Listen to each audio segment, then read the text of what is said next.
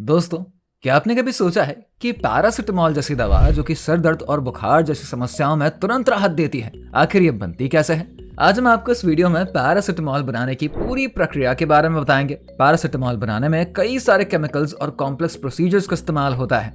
Aniline, sodium hydroxide और acetic anhydride जैसी सामग्री के साथ ये दवा आखिर कैसे बनती है और कैसे इसे शुद्ध और सुरक्षित रूप में तैयार करते हैं, ये जानना बेहद ही दिलचस्प होने वाला है। पैरासिटामोल बनाने के लिए सबसे पहले हमें पी-एसिटामिनोफेन चाहिए, जो कि इस दवा का मेन हिस्सा होता है। इसके अलावा इसमें सोडियम हाइड्रोक्साइड की भी जरूरत होती है, जो कि दवा को सही रूप में बनाने में मदद करता है। फिर हमें एसिटिक अनहाइड्राइड चाहिए, जो कि केमिकल प्रोसेस में काम आता है। इसके साथ ही कुछ और कंपाउंड्स भी होते हैं, जो कि इसे बनाने के प्रोसेस में बहुत मददगार होते हैं। कंपाउंड को हम मिक्सचर या केमिकल सब्सटेंसेस भी कह सकते हैं। ये वही चीज होती है जो कि मिलकर एक नई चीज बनाती है, जैसे कि पानी और नमक मिलकर एक मिक्सचर तैयार करता है ना। अब हम समझते हैं कि पैरासिटामोल बनाने के लिए केमिकल प्रोसेस कैसे होती है। सबसे पहले हम एनिलिन नामक सब्सटेंस को लेते हैं। एनिलिन एक केमिकल सब्सटेंस होता है। इसे हम एसिटिक अनहाइड्राइड नामक दूसरे सब्सटेंस के साथ मिक्स करते हैं। जब ये दोनों मिल जाता है तो वो एक नई चीज बनाता है, जो कि पैरासिटामोल के बनावट के लिए बहुत ही जरूरी होती है। इस प्रोसेस में एनिलिन एक नए मॉलिक्यूल में बदल जाता है।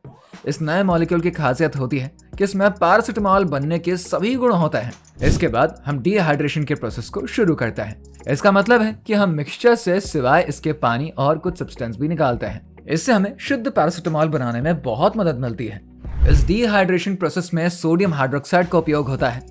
यह एक ऐसा सब्सटेंस होता है जो कि केमिकल प्रोसेस को तेज करता है। जब हम इसको मिलाते हैं तो ये प्रोसेस को और भी बेहतर बनाता है, जिससे कि हमें ज्यादा और अच्छे रिजल्ट मिल पाता है। अब जब केमिकल प्रोसेस हो चुकी है तो हम मिक्सचर को ठंडा करते हैं। इस ठंडे मिक्सचर से पैरासिटामोल के क्रिस्टल बनते हैं। इस स्टेप में दवा को अलग अलग आकार के क्रिस्टल में बदल दिया जाता है। अब हम क्रिस्टल को फिल्टर करते हैं। इसका मतलब है कि हम उन्हें एक ऐसा कपड़ा या छानने वाला बर्तन का उपयोग करके छानते हैं, जिससे कि हम खराब चीजें और गंदगी को हटा सकें। पैरासिटामोल और भी साफ और सुरक्षित बन जाता है। अब हम साफ पैरासिटामोल को सुखाते हैं ताकि उसमें कोई भी नमी ना रहे। उसे उचित तापमान पर सुखाया जाता है ताकि दवा की क्वालिटी बनी रहे। जब पैरासिटामोल सूख जाता है तो इसे मशीनों के द्वारा टैबलेट में भर दिया जाता है, ताकि ये बाजार में बिक्री के लिए एकदम तैयार हो सके। अब तैयार टैबलेट को पैक किया जाता है। पैकेजिंग में लेबलिंग और जरूरी जानकारी होती है, जैसे कि उपयोग की मेथड, मात्रा और एक्सपायरी डेट। पैकेजिंग के बाद तैयार दवा की क्वालिटी की जांच करी जाती है। इसका मतलब यह है कि हम ये देखते हैं कि दवा सुरक्षित है या फिर नहीं, और ये काम करती है या फिर नहीं।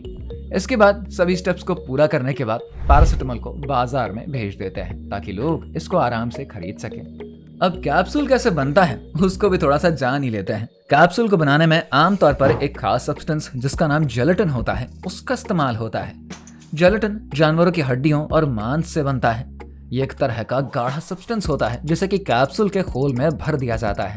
कैप्सूल के अंदर दवा भरी जाती है, जो कि शरीर के अंदर जाकर हमको ठीक करती है। अधिकतर कैप्सूल्स में जेलेटिन ही होता है। कुछ कंपनियां पौधे से मिलने वाले जेलेटिन का भी इस्तेमाल कर लेती हैं, लेकिन वो थोड़े से महंगे होते हैं। इसी वजह से बहुत कम कंपनियां पौधे वाले जेलेटिन से कैप्सूल बना पाती हैं।